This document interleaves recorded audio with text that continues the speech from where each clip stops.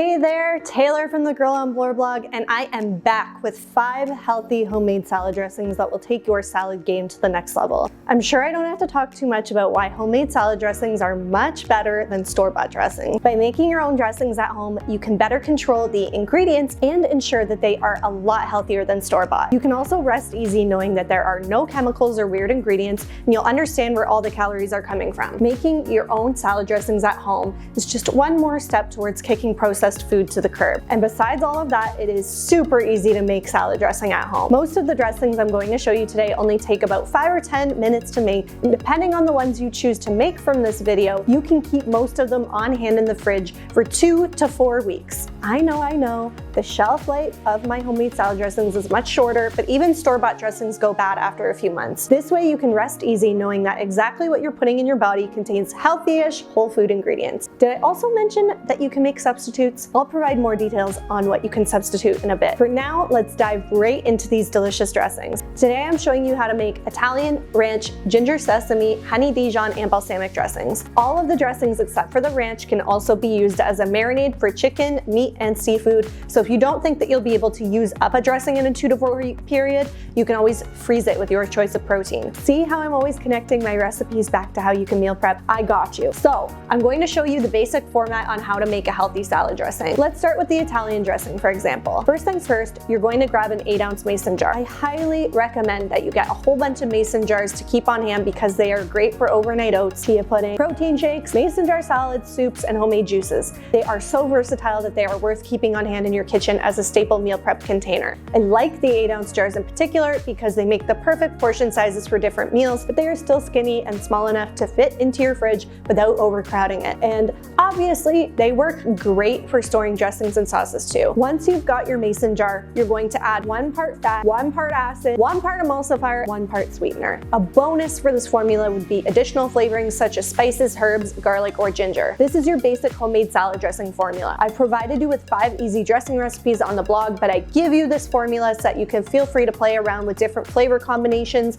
and experiment with your own. You do need to start with some sort of fat, such as an oil, mayo, Greek yogurt, or sour cream. From there, you'll be able to add an acid such as any variety of vinegar or lemon or lime juice. Since oil and vinegar typically separate, this is where the emulsifier comes in, which is typically something like a mustard, but can also be a sweetener such as honey. If you've already added an emulsifier like mustard, then you'll also probably want a sweetener to take the edge off of whatever acid you used. I like honey, maple syrup, or agave syrup since they are more natural sweeteners, but I will occasionally add a tiny bit of brown sugar or coconut sugar. Nice thing about making your own dressings is that you really don't need a ton and you can totally control how much you add. I always start with just a little and then I add more to taste. Finally, you can add other optional flavor add-ins, and this comes in the form of fresh or dried herbs and spices along with garlic, ginger, lemongrass, hot sauce, Parmesan cheese, and whatever other flavors you can think of. Now that I've given you the base ingredients and you have a good understanding of how to make a salad dressing, I'm going to walk you through my Italian salad dressing recipe. The other 5 dressings are listed out in detail on my blog, thegirlonblur.com.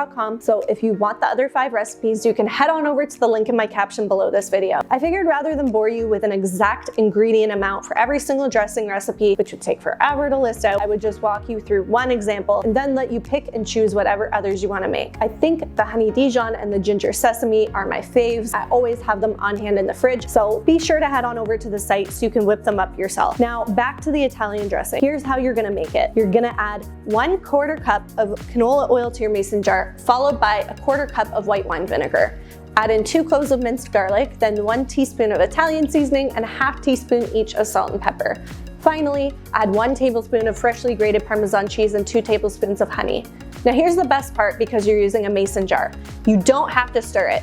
Just place the lid on top, then shake everything to combine. It really doesn't get any easier. Now that you can see how easy it is to make each dressing, you'll want to make all 5 and keep them on hand so everyone can choose their favorite dressing every time it's salad night. I also use these dressings as healthier sauces and dips for different meals, so it really does come in handy to have a little variety on hand. The sesame ginger in particular I use for stir fries, so they are great as doubling at other sauces. I guarantee that you will use them up one way or another. I'll usually make the ranch and keep it on hand for homemade chicken fingers, dip for sweet potato fries, or even just as a way to spice up different veggies. Dressings aren't just for fresh veggies either. You can totally use these dressings as a way to add flavor to steamed vegetables or cooked chicken. They are just fantastic for adding a little pop of flavor to an otherwise boring meal. Let's face it, We could all use some more delicious, exciting food in our lives after the year that was 2020. We aren't settling for less in 2021. Okay, now you're probably wondering, what are my favorite types of salads? I've got a list of them over on the blog, linked to the post with these salad dressings, but I've also linked to my salad archive so you can see for yourself exactly how I build out a filling, protein-packed salad that you'll actually want to eat. As with all of my recipes, you can feel free to skip the ads and jump right down to the recipe card with the Jump to Recipe button at the top of the page. I know, ads suck, but don't you love these free recipes? Let me know if there are any other salad dressing combos you want to see, and I might just pop up with another video with some more ideas. Thanks so much for tuning in, and if you loved this video, I'd love to see you subscribe to my channel. There's a whole lot more delicious recipes and meal prep tips and tricks on my channel, so I am excited to continue sharing more healthy inspiration with you this year. Hit that subscribe button at the end of this video, and I will see you in the next one. Take care.